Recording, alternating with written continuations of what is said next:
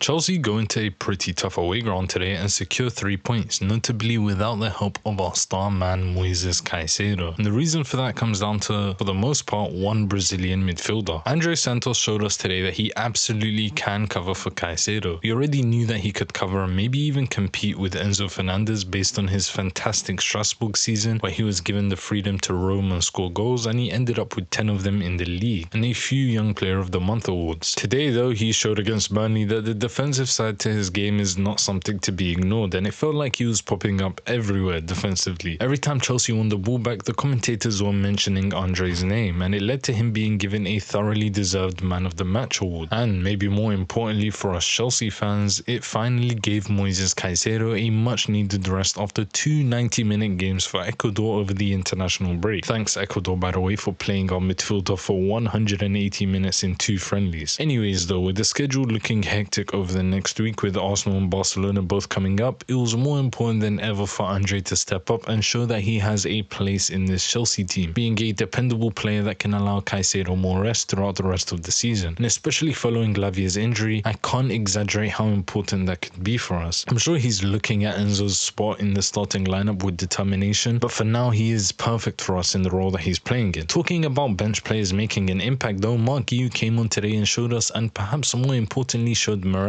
exactly what he as a number 9 can provide for this team. And while Delap wasn't necessarily horrible today, he still, barring 2 great turns, was not great at all, making a number of shocking decisions that could have led to goals had he used a bit more IQ, like refusing to pass in 2 separate goal scoring situations. So after a game like that, Guiu coming on to secure us the victory with a fantastic off-ball run into a great dribble beating his man, and finally a layoff for Enzo Fernandez to score it into an open goal sends a big message to Maresca. And for me, it makes me more secure in my belief that as it currently stands, Guiu does the things that Delap is apparently supposed to be really good at a higher level than him. I've already spoken about Guiu being a better presser than Delap in another video, but even on the ball now, the composure to lay it off to Enzo there with a nice way of pass, making it as easy as possible for him after already beating his man, is just not something I would expect Delap to do. Would any of us be surprised if he attempted to shoot from there? I know I wouldn't, and even in the first place, being able to get into a good position to receive the long ball is something that Delap gets praised so much for, but Guiu shows that he is also capable of this. So I ask again, what is it that Delap has over him right now? The only thing I can really think of is ball striking, but if Delap is unable to get into positions to shoot the ball because of his bad decision making, then what is the point? Ironically, today was probably one of Delap's most promising games for me. He actually showed me something here and there in the midst of a whole host of bad decisions. When I look to the future, I'm happy that he gave us some signs of what he could become. But again, speaking in the current, in the present, what does he give us right now that Guiu doesn't give? If there's something you think I'm missing here, please let me know, because for now I just don't see it. But one player I have always seen it with provided an assist today. There is a serious player in GIttens, and today against Burnley he had a few fantastic moments, but the perspective on him is a bit confusing to me. Obviously today the crowning moment was his assist to Pedro Neto, but don't get me wrong, he also had a few nervy bad passes as well. So why exactly am I so high on the potential ability of this young winger? I think the answer becomes more obvious the more you watch him. This is a guy that has all the tools to make it to the top of the game. There isn't a specific thing that he is necessarily missing that cannot be taught over time and through experience. The raw tools are great, and this idea that the signing doesn't make sense confuses me. In what world does a young talented winger signing for a project that prioritizes young talented players not make sense? His acceleration with his first step and overall speed, dribbling and crossing ability already scream potential, but when you add in the ball striking that we have seen from both his time at Dortmund and in the Wolves game,